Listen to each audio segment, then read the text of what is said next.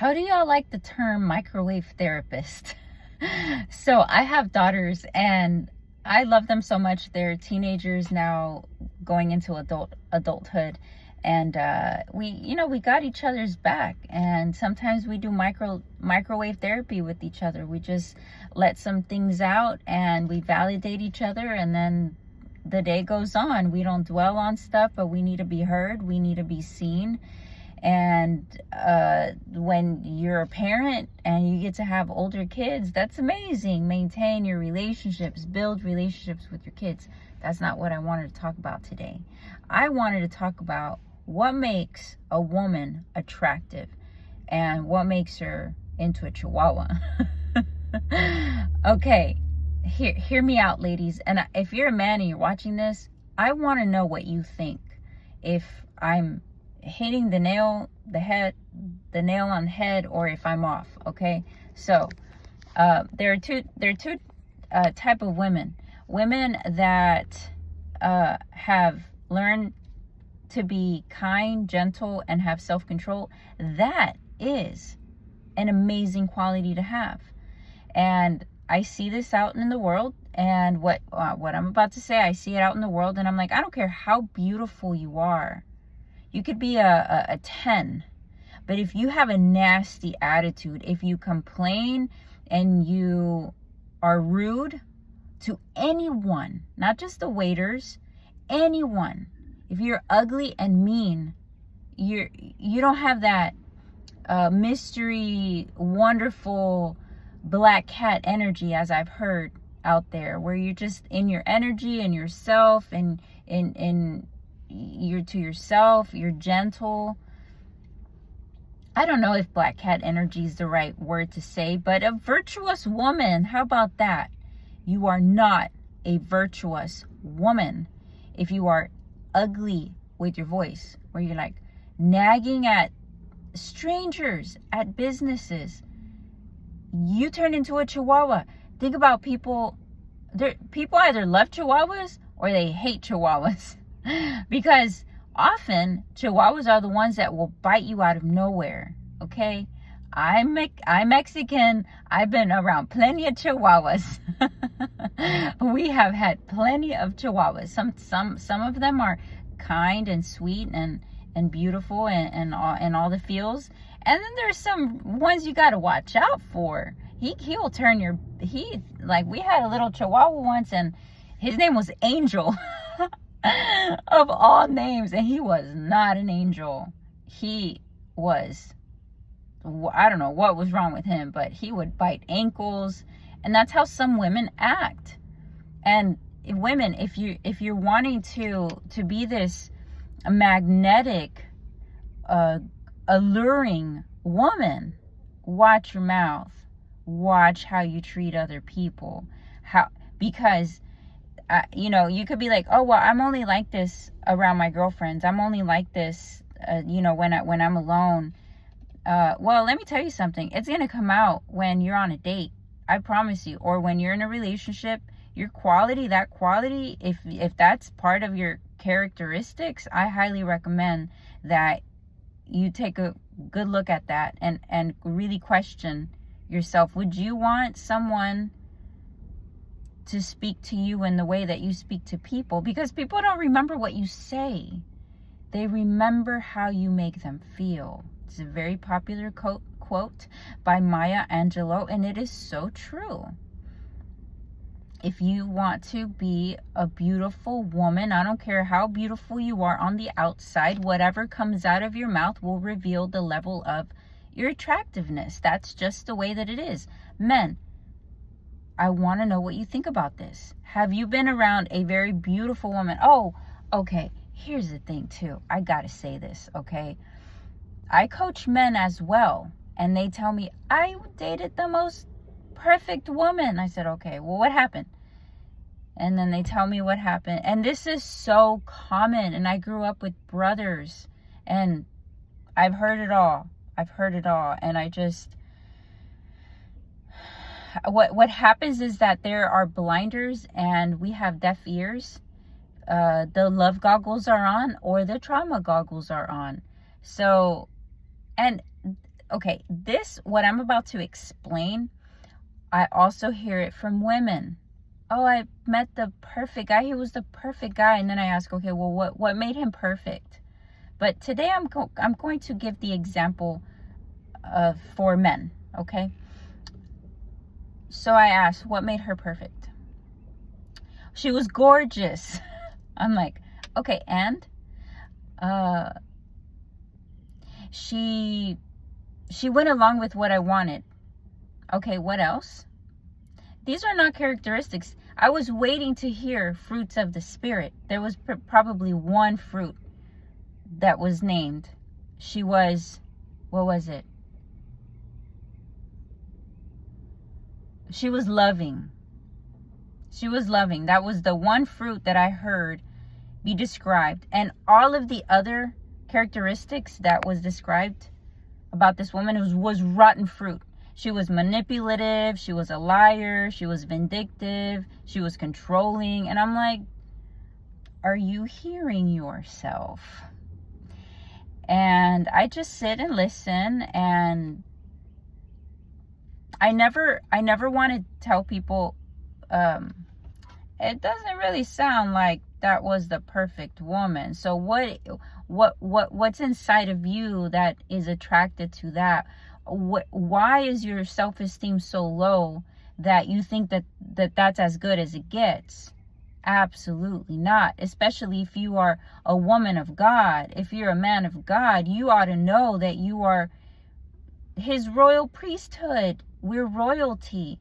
Do you think Queen Elizabeth would, from England, or any king and queen, would accept people talking down at them? Off with their head, they would say. Get them out of here. That's what we have to be. We have to prove to ourselves that we know our worth. And I'm not talking about little riffs here and there. You know, people get into arguments all the time. But when your character is attacked, when people try to break your self-esteem down, when they put you down, that's when it's questionable. How is that person even the perfect person? And I'm just so heartbroken and devastated. And ladies and gentlemen, I am saying this because I used to be this person as well. Okay, everything that I help people through, 99% of everything that I help people through, I've been there. I've done that. I have overcome it. I have sought Jesus out. He has helped me. There are some things where he said, leave it at my feet. I love you. I got this. Go be happy. And sometimes you have to learn how to let things go as well. People, situation, toxicity. Because so long as you're carrying rotten fruit on you, you stink. Like, you're not, like, it says more about you, the rotten fruit that you're parading around with. Why? Like, that says more about you than them. And we want to be over here pointing fingers like, oh, well, he's manipulative and he's a liar and he's lustful and blah, blah, blah. Okay, well, why are you still hanging around with him? Why is he still your date? Why is he still going with you to places? You stink. Why are you accepting that? Oh, and you know, like, we have to take responsibility as to why we are accepting this way of being, this way of life. Like, you deserve better. Oh, I know. And I think you know too. And this is why it's so difficult for people to let go of rotten fruit, because they're afraid to be alone. Oh man, if you just knew how amazing it was to be alone and at peace, boy, you will lack nothing. And the way that you get there, you arrive, you land the plane safely, is by a ton of self-care, maintenance. Work out, pour into yourself, hire a mentor, hire a coach, forgive people, go to church, read your Bible, start journaling, start looking within. Pour it all back into you. Instead of pouring it into that person, or blaming or shaming or being upset, being angry. That's such a leaky energy type of life. And then on top of that, like I said, you stink. Because you're carrying around, like people could just see that a mile away. You can tell from a mile away if that's a happy couple or if there's rift between them. You can't hide this stuff. I could see it a mile away. I could say, yeah, I don't know about that. But people have to come to their senses. And so it always leads back to us. Every relationship that we have, it's a mirror into ourselves. So if you are in toxicity, then what is it about you on the inside that is okay nibbling around rotten fruit? If you can even digest or nibble off of any of that rotten fruit, you're probably getting poisoned and you feel sick. And you're probably filled with the disease, stress. Some people get cancer. Some people get all kinds of illnesses physically from staying where they no longer belong. And they don't want to cut the fruit off. They don't want to let go because they don't know how to be by themselves. Why? Why, people? Being by yourself is like the coolest thing ever. And I'm talking about romantic relationships. Like, you can't be alone without friends. You need friends. But some people isolate so much that they don't even have friends. You don't need a boyfriend. You don't need a wife. You don't need a girlfriend. You don't need a husband to be happy in this world. You don't need them to thrive in your life. But you do need friends. And maybe through that friend, it could turn into something more if the Lord wants that for you, if it's part of His will. But too many people are out there, too many women out there are accepting less than. And it's not that you're better. It's not that you're better than that man or that you're better than that man. It's just you're not in alignment. Some people have a ton of internal work to do, a lot of processing, a lot of forgiving themselves, a lot of asking God to help them.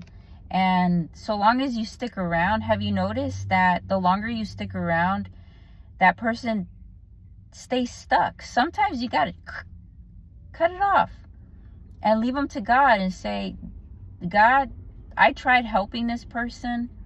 I try to be a good influence. I try to love this person to healing.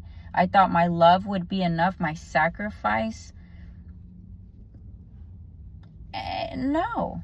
Sometimes you end up killing yourself over someone that still doesn't see your worth, that still doesn't see your value, and discards you and treats you bad. And your life is so short that you're wasting so much of your precious time on someone that is never going to do the work so long as you're hanging around. The only chance you give that person to do self-development and work on themselves is you disappearing. And if you are meant to be with that person, do you really trust God? Do you really have faith? You could say you love God. You could say you have faith. But can you actually let go of someone that you know you need to let go in your heart of hearts? You know that you need to let go, and you've had conversations with God about this person, and this person and God wants to protect you from toxicity. Where's your faith? Why are you not trusting the Lord to bring you someone that is going to actually respect you and love you? But it's that dry season where people are terrified with themselves, because that means you have to look in the mirror. You have to look at the good, you have to look at the bad, and you have to look at the ugly. And you have to take responsibility of what role did you play in that toxic environment, in that toxic relationship. Because it's not about blaming anyone. You go into blaming, you're going to be stuck. You're eating the devil's food. He's feeding you when you're blaming other people. You're going to be filled with strife, bitterness, anger, wrath. You're going to be a victim. And that's where you're going to be. And you're going to be rotten fruit. You're not going to be attractive.